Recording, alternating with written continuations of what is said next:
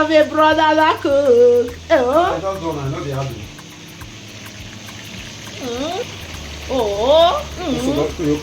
No, you don't do okay. You don't do okay.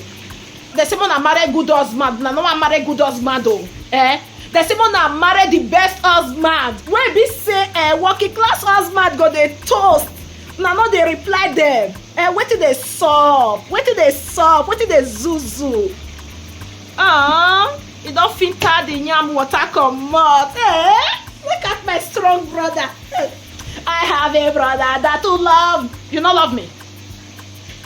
Don't. No, say that they sell love now. Oh, that they sell love. The only girls say they sell love for money now. Some boys say they sell love now. Okay, me never bribe you rich. So why I love you now? You know how much it costs for market. If you tell me now that I love you, and you love me, so I have to pay. If I tell you for free now, the brother will be God invest for me. I'm your sister, oh. I'm not your girlfriend, though. I'm your sister. Guess now, guess. Guess now, guess. So you okay? Now you gotta classify us, all of us, to be one. Abi. Obelego. But I'm not your girlfriend now. I'm not your toaster. I'm just your sister, your elder sister. If you first say work, you will start for somewhere. Really start for somewhere. Make I do not start to collect. Make I start for your body first. So you dey start for my body to learn work. Una not marry my brother again. Make una not marry my brother again. You no go see wife. No worry. You will come beg us. You say all the sisterhood will be proud of me. No, all the sisterhood will be proud of me, bro. Don't worry. They're not gonna marry you. They're not gonna marry you. Gege. You know, put this kind of food for her now. Because she not marry. She not go marry. She not go marry. We don't need food. You don't say so far now. Not be food we need. We need maintenance. We need money. You know what, Tona?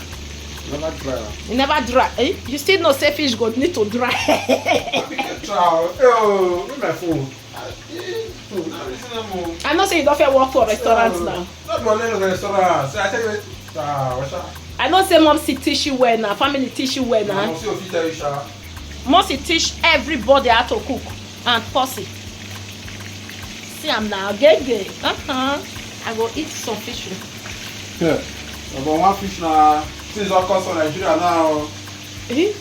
But we're not in Nigeria now. Yes, so me and Nigeria boy, so things all cost. One fish now, they say one fish now, I've been 2,000.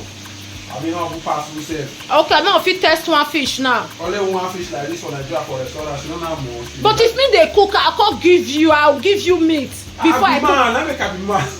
So now me spoil you like this. I don't spoil you finish, you don't want to spoil me. Pamper me, it get wild. Pamper me. Your husband go pamper you, no worry. If you look at cookies still biscuit again, I can't believe it. Look, I go use stew take cook biscuit. Pamper me, see as the art coming of the fish is it's making me to